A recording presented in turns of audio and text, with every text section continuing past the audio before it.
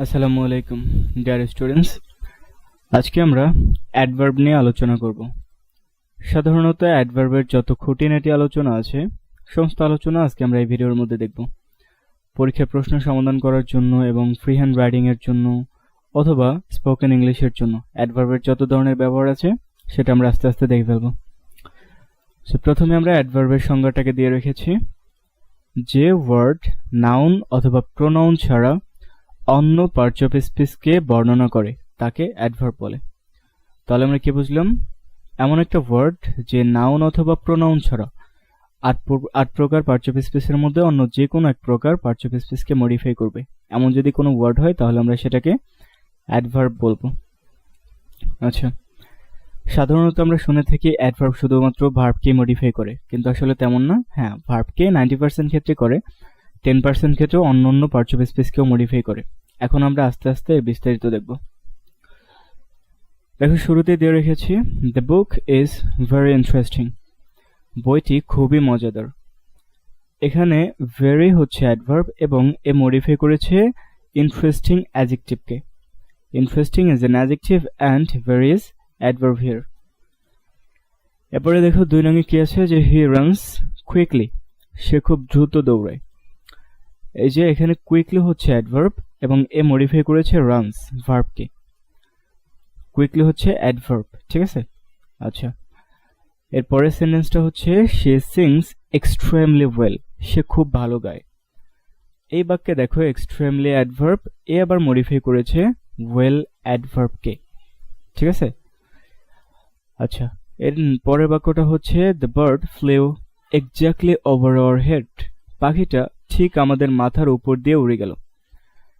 এই বাক্যে এক্স্যাক্টলি হচ্ছে অ্যাডভার্ব এবং মডিফাই করেছে ওভার প্রিপোজিশনকে। যেমন দ্য বার্ড ফ্লেউ, পাখিটা উড়ে গেল, এক্স্যাক্টলি ঠিক, ওভার উপর দিয়ে, ঠিক কোথায় দিয়ে? ঠিক উপর দিয়ে। এই যে ঠিক কথাটা বা এক্স্যাক্টলি কথাটা এই ওভার কথাটাকে মডিফাই করেছে, এই কারণে এই এক্স্যাক্টলি অ্যাডভার্বটা আমরা বলতে পারি প্রিপোজিশনকে মডিফাই করেছে। এরপর হচ্ছে I dislike him simply because he is a liar. আমি জাস্ট নর্মালি তাকে অপছন্দ করি কারণ সে হচ্ছে একজন মিথ্যাবাদী। এই যে সিম্পলি হচ্ছে অ্যাডভার্ব এবং এ মডিফাই করেছে বিকজকে। যেমন জাস্ট নর্মালি ঘৃণা করি, নর্মালি। কেন? বিকজ, কারণ হি ইজ আ লায়ার।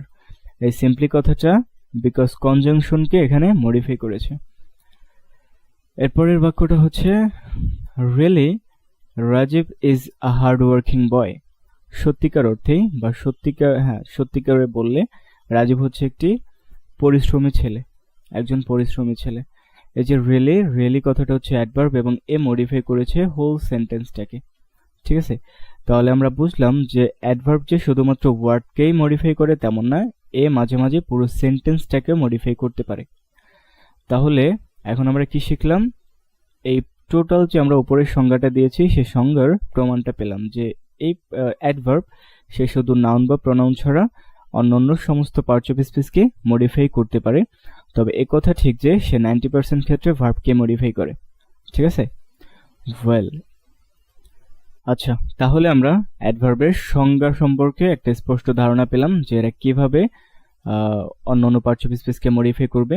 এখন আমরা অ্যাডভার্বের প্রকারভেদ দেখব। অ্যাডভার্বের প্রকারে দেখো টাইপস অফ অ্যাডভার্ব, এবং আমি আমার মতো করে কয়েকটা অ্যাডভার্বের প্রকার দিয়েছি। প্রথমত দিয়েছি adverb of manner. Adverb of manner গুলো আবার কি? সাধারণত এলওয়াই যুক্ত, শব্দের শেষে এলওয়াই যুক্ত যত অ্যাডভার্ব আছে সমস্ত অ্যাডভার্ব গুলোকে বলা হয় অ্যাডভার্ব অফ ম্যানার। যেমন এখানে দিয়ে রেখেছি ডিপলি, নাইসলি, অ্যাটেনটিভলি, এই সবগুলো হচ্ছে অ্যাডভার্ব অফ ম্যানার। এক্সাম্পলটা দেখো, হি রিডস ক্লিয়ারলি, সে স্পষ্টভাবে পড়ে। ক্লিয়ারলি, স্পষ্টভাবে কি করে? স্পষ্টভাবে পড়ে, রিডস। ক্লিয়ারলি সে রিড করে। এই যে ক্লিয়ারলি কথাটা রিড কথাটাকে মডিফাই করেছে, এই কারণে ক্লিয়ারলি হচ্ছে অ্যাডজেক্টিভ, ক্লিয়ারলি হচ্ছে অ্যাডভার্ব এবং এই ক্লিয়ারলি হচ্ছে অ্যাডভার্ব অফ ম্যানার, ঠিক আছে? এরপরে নাম্বার 2 তে আছে adverb of place. Adverb of place হচ্ছে মূলত প্রিপোজিশনের পরে যে জায়গার নাম দেয়া থাকে, প্রিপোজিশন প্লাস প্লেস, এগুলোকে বলা হয় অ্যাডভার্ব অফ প্লেস, ঠিক আছে? মূলত প্রিপোজিশনের পরে কোনো ধরনের নাউন থাকলে সেটা অ্যাডভার্বিয়াল ফ্রেজ হয়ে যায়, এবং আমরা যদি সেই নাউনটা থাকে প্লেস, কোনো একটা জায়গার নাম, তাহলে আমরা সেই ফ্রেজটাকে বলি অ্যাডভার্ব অফ ফ্রেজ, এবং এটা সাধারণত অ্যাডভার্বের মতো কাজ করে, তাই এটাকে অ্যাডভার্ব অফ প্লেসও বলা হয়। যেমন এক্সাম্পলটা দেখো, হি লিভড ইন ঢাকা, সে ঢাকা বাস করত। এই যে ইন প্রিপোজিশন, এরপর একটা জায়গার নাম আছে, এই কারণে এই অ্যাডভার্বিয়াল ফ্রেজটা অ্যাডভার্বের মতো কাজ করছে, তাই আমরা এটাকে অ্যাডভার্ব অফ প্লেস বলছি। এরপরে দেখো number 3, adverb of time. Adverb of টাইমও সেম, প্রিপোজিশনের পরে একটা সময়সূচক শব্দ থাকে, অথবা আলাদা কিছু অ্যাডভার্ব অফ টাইম আছে, যেমন নাও, লেটার, এরকম অনেক আছে, লেট। এক্সাম্পল হচ্ছে দে উইল কাম লেট, তারা দেরিতে আসবে। লেট, দেরিতে, দেরিতে কি করবে, দেরিতে আসবে। এই যে দেরি, লেটে কি করবে, লেটে তারা দে উইল কাম, তার মানে লেটের ইম্প্যাক্ট এসে কামের উপরে পড়তেছে, that's why here the word late is an adverb. এরপরে নাম্বার 4 দেখো, adverb of frequency. Adverb of frequency কি? অ্যাডভার্ব অফ ফ্রিকোয়েন্সি হচ্ছে once, twice, thrice, fourfold, fivefold, এই কথাগুলো হচ্ছে বা এই ওয়ার্ডগুলো হচ্ছে অ্যাডভার্ব অফ ফ্রিকোয়েন্সি, মানে এরা একটা কাজ কতবার করে এরকম বোঝায়, ঠিক আছে? ফ্রিকোয়েন্সি মানে কি? ঘন ঘন, তো কতবার করে সেটাকে বোঝায়। যেমন এক্সাম্পলটা একটু দেখো, পিপল, পুর পিপল ইউজুয়ালি টেক মিল টুয়াইস, সাধারণত গরিব মানুষেরা 2 বেলা ভাত খেয়ে থাকে। এই যে টুয়াইস, কতবার খায়, এই যে খাওয়ার কাজটা, টেক মিল, খাওয়ার কাজটা কতবার করে, টুয়াইস, 2 বার করে। এই যে টুয়াইস কথাটা টেককে মডিফাই করছে ভার্ব, এই কারণে টুয়াইস হচ্ছে অ্যাডভার্ব। এই বাক্যে কিন্তু আরো একটা অ্যাডভার্ব আছে, সেটা হচ্ছে ইউজুয়ালি। তোমরা কি বলতে পারো ইউজুয়ালি কথাটা কি, কোন অ্যাডভার্ব? যদি পারো তো কমেন্ট সেকশনে জানিয়ে দাও। আচ্ছা, এরপরে হচ্ছে adverb of order. Adverb of order কি? অ্যাডভার্ব অফ অর্ডার হচ্ছে এরা মূলত একটা ক্রম বর্ণনা করে, যে একটা ধারাবাহিকতা বর্ণনা করে, ফার্স্ট অথবা ফার্স্টলি, সেকেন্ড অথবা সেকেন্ডলি, থার্ডলি, ঠিক আছে? তো এখানে দেখো এক্সাম্পল দেওয়া আছে, firstly I have to collect some information, প্রথমত আমাকে কিছু ইনফরমেশন সংগ্রহ করতে হবে। এই ফার্স্টলি কথাটা পুরো সেন্টেন্সটাকে মডিফাই করেছে, so firstly is adverb in the sentence. এরপরে দেখো number 6, relative adverb. Relative adverb আবার কি? রিলেটিভ অ্যাডভার্ব হচ্ছে রিলেটিভ প্রোনাউন যখন কোনো ভার্বকে মডিফাই করে, তখন সেই রিলেটিভ প্রোনাউনটাকে আমরা অ্যাডভার্ব বলি। তোমরা জানো রিলেটিভ প্রোনাউন হচ্ছে ডাব্লিউএইচ ওয়ার্ডস এবং হচ্ছে দ্যাট, ডাব্লিউএইচ ওয়ার্ডগুলো এবং দ্যাট, এটা যদি কোনো বাক্যে রিলেটিভ প্রোনাউন হিসেবে ব্যবহৃত হয় এবং সে বাক্যে যদি সে কোনো ভার্বকে মডিফাই করে, তাহলে সে রিলেটিভ প্রোনাউনটাকে আমরা রিলেটিভ অ্যাডভার্বও বলতে পারি। যেমন এক্সাম্পল দেখো, I know the style how you work, আমি তোমার কাজের স্টাইল বা ধরনটা জানি, ঠিক আছে? এই যে হাউ, যেভাবে, ওয়ার্ক, যেভাবে তুমি কাজটা করো, তো যেভাবে করো, এই হাউ কথাটা এসে কি করেছে, ওয়ার্ক ভার্বকে মডিফাই করেছে। এই কারণে এই হাউ যেহেতু রিলেটিভ প্রোনাউন এবং রিলেটিভ প্রোনাউন হয়ে সে ভার্বকে মডিফাই করেছে, that's why we can say how, the word how is an adverb in the sentence. Okay, এবার নাম্বার 7 দেখো, নেগেটিভ অ্যাডভার্ব। নেগেটিভ অ্যাডভার্ব কি? দেখো, hardly, rarely, barely, scarcely, seldom, ঠিক আছে, নেভার, এই কথাগুলো যেহেতু নেগেটিভ অর্থ প্রকাশ করে, এবং এই কারণে আমরা এগুলোকে নেগেটিভ অ্যাডভার্ব বলে থাকি। যেমন আই ক্যান হার্ডলি সে ইট, আমি এটাকে দেখতে পাই না বললেই চলে। দেখো, হার্ডলি, কদাচিৎ, কদাচিৎ কি করে, কদাচিৎ দেখি, কদাচিৎ মানে কি, একদমই না, না বললেই চলে, তো একদমই দেখি না, ঠিক আছে? কদাচিৎ দেখি মানে একদমই দেখি না বললেই চলে। তো হার্ডলি এর ইম্প্যাক্ট এসে কোথায় পড়েছে, সি, ভার্বের উপরে পড়েছে, যেহেতু এই ভার্বকে মডিফাই করেছে, তার মানে অ্যাডভার্ব। আমরা শুধু খেয়াল রাখবো নাউন বা প্রোনাউনকে মডিফাই করে কিনা। এটাকে তোমরা অ্যাডজেক্টিভের বিপরীতও বলতে পারো। অ্যাডজেক্টিভ কি করে, নাউন বা প্রোনাউনকে মডিফাই করে, এবং নাউন বা প্রোনাউন ছাড়া যত কিছু আছে সবকিছুকে অ্যাডভার্ব মডিফাই করে, ঠিক আছে? সো এখানে হার্ডলি হচ্ছে নেগেটিভ অ্যাডভার্ব, কারণ এই হার্ডলি নেগেটিভ অর্থ প্রদান করেছে এখানে, নট না থাকা সত্ত্বেও এই বাক্যটা কিন্তু অলরেডি নেগেটিভ হয়ে গেছে, ঠিক আছে? আচ্ছা, তাহলে আমরা কি কি দেখতে পেলাম? আমরা অ্যাডভার্বের সংজ্ঞাটা দেখলাম, অন্যান্য পার্টস অফ স্পিচকে কিভাবে মডিফাই করে সেটাকে দেখতে পেলাম। এরপরে আমরা অ্যাডভার্বের প্রকারভেদ দেখে ফেললাম। একে একে আমি আমার মতো করে 7টা প্রকার দিয়েছি, এবং এগুলোই সবসময় অ্যাডভার্ব দেখা যায়, ঠিক আছে? এর বাইরে কখনোই অ্যাডভার্ব সাধারণত আমি দেখি না, অনেক কিছু অ্যানালাইসিস করে দেখেছি। এখানে হয়তো আমি বিসিএস এর প্রশ্নটা তুলে ধরিনি, কিন্তু অন্যান্য চাকরি পরীক্ষায় সাধারণত এইখান থেকে যে ধরনের প্রশ্ন এসে থাকে সে প্রশ্নগুলোকে তুলে ধরে নিই, কিন্তু আমি ওই নিয়মের আলোকেই এখানে পড়ানো শুরু করেছি। ঠিক আছে, এর বাইরে সাধারণত অ্যাডভার্বের প্রকার দেখা যায় না, আমি সাধারণত দেখিনি। ওয়েল, আচ্ছা, এরপরে আমরা অ্যাডভার্বের পরবর্তী আলোচনাগুলো এক এক করে দেখতে থাকবো। এখন আমরা অ্যাডভার্বের একটা নোট দেখে নিই। উপরে আমরা দেখে এসেছি, কিংবা আমি নিজেই বলেছি যে এলওয়াই যুক্ত অ্যাডভার্ব। দেখো, এলওয়াই যুক্ত শব্দ, এলওয়াই যুক্ত যে অ্যাডভার্ব আছে সেটাকে আমরা অ্যাডভার্ব অফ ম্যানার বলেছিলাম। তো এলওয়াই যুক্ত যে কোনো শব্দ থাকলেই যে সেটা অ্যাডভার্ব অফ ম্যানার হবে এটা আসলে তেমন না। যদি আমরা দেখতে পাই যে অ্যাডজেক্টিভের সাথে এলওয়াই যুক্ত হয়েছে তাহলে আমরা এটাকে অ্যাডভার্ব অফ ম্যানার বলবো। আর যদি দেখি আমরা নাউনের সাথে এলওয়াই যুক্ত হয়েছে তাহলে আমরা এটাকে অ্যাডজেক্টিভ বলবো। দেখো, এখানে আমি এক্সাম্পল দিয়ে রেখেছি। ডিপ, এটা একটা অ্যাডজেক্টিভ, এর সাথে এলওয়াই যুক্ত হয়েছে ডিপলি। যেহেতু অ্যাডজেক্টিভের সাথে এলওয়াই যুক্ত হয়েছে তাহলে আমরা এটাকে ডিপলিকে অ্যাডভার্ব বলতে পারি। এরপরে দেখো অ্যাকচুয়ালি, এটাও অ্যাডজেক্টিভের সাথে এলওয়াই যুক্ত হয়েছে তাই আমরা এটাকে অ্যাডভার্ব বলতে পারি। অ্যাংরিলি, এটাও কি অ্যাডজেক্টিভের সাথে এলওয়াই যুক্ত হয়েছে, তার মানে এটাকে আমরা অ্যাডভার্ব অফ ম্যানার বলতে পারি। কিন্তু নিচে দেখো হেভেন, নাউনের সাথে এলওয়াই যুক্ত হয়েছে হেভেনলি, তার মানে heavenly is an adjective. And lovely, love হচ্ছে নাউন, লাভের সাথে এলওয়াই যুক্ত হয়েছে তার মানে লাভলি ইজ অ্যান অ্যাডজেক্টিভ। তাহলে কি বুঝলাম আমরা? এলওয়াই যুক্ত শব্দ দেখলেই কখনো আমরা সেটাকে অ্যাডভার্ব অফ ম্যানার বলবো না। যদি সেটা অ্যাডজেক্টিভের সাথে এলওয়াই যুক্ত হয়ে থাকে তাহলে অ্যাডভার্ব অফ ম্যানার বলবো, আর যদি নাউনের সাথে এলওয়াই যুক্ত হয়ে থাকে তাহলে আমরা সেটাকে অ্যাডজেক্টিভ বলবো। ঠিক আছে, আশা করি ক্লিয়ার হয়ে গেছো তোমরা। আচ্ছা, এবার দেখো এলওয়াই যুক্ত অ্যাডজেক্টিভকে অ্যাডভার্ব করার নিয়ম আমরা দেখেছি। এলওয়াই যুক্ত অ্যাডভার্বও থাকতে পারে, অ্যাডজেক্টিভও থাকতে পারে। তো যদি এলওয়াই যুক্ত অ্যাডজেক্টিভ যেগুলো আছে সেগুলোকে আমরা কিভাবে অ্যাডভার্বিয়াল ফ্রেজে ট্রান্সফার করতে পারি? দেখো, আমি লিখে রেখেছি in a dot dot way or manner. আমরা ইন আ এরপরে ডট ডটে হচ্ছে ওই অ্যাডজেক্টিভটি বসাবো এলওয়াই যুক্ত, এরপরে আমরা ওয়ে অথবা যদি ম্যানার বসিয়ে দেই তাহলেই সেটা হয়ে যায় মানে অ্যাডভার্বিয়াল ফ্রেজ, মানে সেই অ্যাডজেক্টিভটাকে এলওয়াই যুক্ত অ্যাডজেক্টিভটাকে তাহলেই অ্যাডভার্বে ট্রান্সফার করা হয়ে যায়। যেমন নিচে দেখো ফ্রেন্ডলি হচ্ছে, আমরা উপরে দেখে এসেছি ফ্রেন্ডলি হচ্ছে একটা অ্যাডজেক্টিভ, এবং ইন আ ফ্রেন্ডলি ওয়ে, এই যে ইন আ এবং ওয়ে অথবা ম্যানার এর মধ্যেখানে যে আমরা ফ্রেন্ডলি কথাটাকে বসিয়ে দিয়েছি, এই কারণে এই friendly in a friendly way total ফ্রেজটা হয়ে গেছে অ্যাডভার্বিয়াল ফ্রেজ। ঠিক আছে, আর যেটা অ্যাডভার্বিয়াল ফ্রেজ সেটাই অ্যাডভার্ব। তাহলে তোমরা যদি কোনো এলওয়াই যুক্ত অ্যাডজেক্টিভ দেখতে পাও তাহলে সেটাকে in a dot dot way এর মাঝখানে বসিয়ে দিলে সেটা অ্যাডভার্বের মতো কাজ করবে বা অ্যাডভার্ব হয়ে যাবে, এবং সেটাকে আমরা অ্যাডভার্বিয়াল ফ্রেজ বলবো। ঠিক আছে, ওয়েল, আচ্ছা, এখন আসো আমরা অর্ডার অফ অ্যাডভার্ব। অ্যাডভার্ব সাধারণত কোন নিয়ম, কোন ধারাবাহিকতা অনুসারে বসে সেটা এখন আমরা দেখব। আচ্ছা, চলো দেখে ফেলি। একটি বাক্যে যদি একের অধিক বা দুইয়ের অধিক অ্যাডভার্ব থাকে তাহলে সেটার অর্ডারটা কিরকম হবে, অর্ডারটা কেমন হবে, কে কার পরে বসবে, কে কার আগে বসবে সেটা একটু দেখে নিই। দেখো, শুরুতে আমি লিখে রেখেছি অর্ডার অফ অ্যাডভার্ব এবং সেখানে দিয়েছি এমপিটি। এমপিটি মানে হচ্ছে অ্যাডভার্ব অফ ম্যানার, শুরুতেই থাকবে অ্যাডভার্ব অফ ম্যানার, এরপরে থাকবে অ্যাডভার্ব অফ প্লেস, এরপরে থাকবে অ্যাডভার্ব অফ টাইম।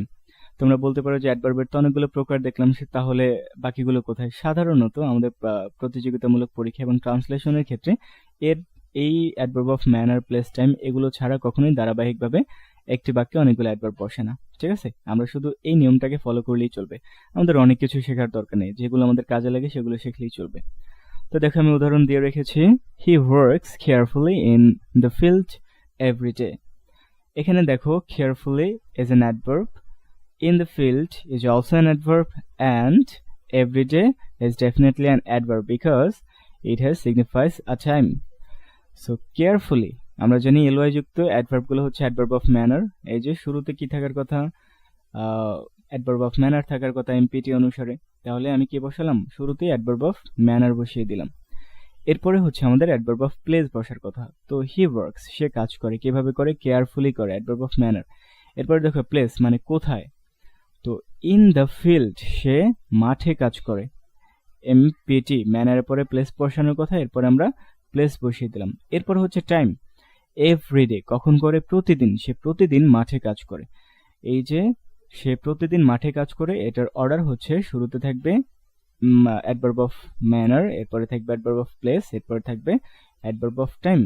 এই ধারাবাহিকতা অনুসরণ করে আমরা সবসময় ট্রান্সলেশন করব এবং যে কোনো ধরনের এমসিকিউ প্রশ্ন আসলে সেটাকেও সলভ করে ফেলবো। এই অ্যাডভার্ব অফ অর্ডার অফ অ্যাডভার্বের উপরে প্রচুর কোশ্চেন হয়ে থাকে প্রতিযোগিতামূলক পরীক্ষাতে, এবং আমাদের ট্রান্সলেশনের ক্ষেত্রেও দরকার হয়।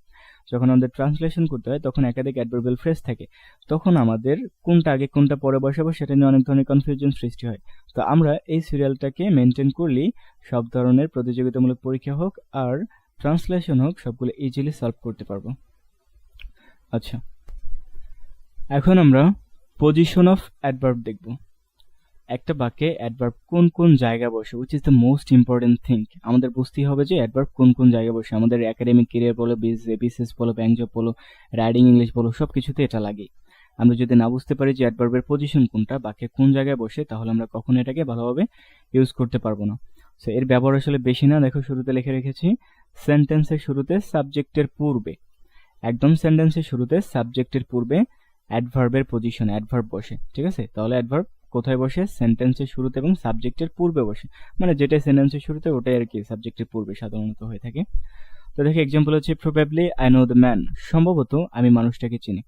এখানে দেখো প্রবাবলি সেন্টেন্সের শুরুতে বসেছে এবং কোথায় বসেছে দেখো এই যে সাবজেক্টের পূর্বে, আই হচ্ছে সাবজেক্ট এবং সাবজেক্টের পূর্বে প্রবাবলি ওয়ার্ডটি বসেছে। So we can say the word probably is an adverb in the sentence. Well, এরপরে দেখো ভার্ব অথবা অবজেক্টের পরে, যদি ভার্বের পরে অবজেক্ট থাকে তাহলে অবজেক্টের পরে, আর যদি ভার্বের পরে অবজেক্ট না থাকে তাহলে ভার্বের পরে অ্যাডভার্ব বসতে পারে এবং সে ভার্বটাকে আমরা ইনট্রানজিটিভ ভার্ব বলবো। দেখো man can not live alone, মানুষ একা বাস করতে পারে না।